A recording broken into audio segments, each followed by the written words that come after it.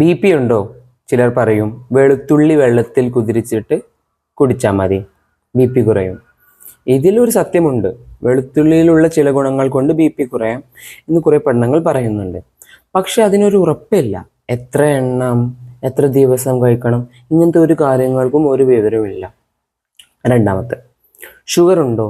ജമ്പുക്കായ് അല്ലെങ്കിൽ ചാമ്പക്ക കഴിച്ചാൽ പോരെ എന്ന് ചിലർ വിശ്വസിക്കും.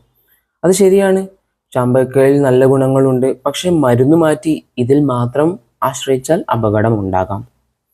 ഡോക്ടറോട് ചോദിച്ചിട്ട് മാത്രമേ കഴിക്കാവൂ. Lastly, cholesterol. കൊളസ്ട്രോൾ കുറയ്ക്കാൻ കഞ്ഞി വെളിച്ചെണ്ണ വേണ്ടേ എന്നാണ് പറയുന്നത്. അത് ശരിയാണ്, ഹൃദയരോഗം പക്ഷെ പൂർണ്ണമായി തടയാൻ ഇത് മാത്രം ഒരു സൊല്യൂഷൻ അല്ല. അവസാനം പറയാനുള്ളത്, തുടങ്ങുന്നതിന് മുന്നേ ഡോക്ടറെ കൺസൾട്ട് ചെയ്യുക.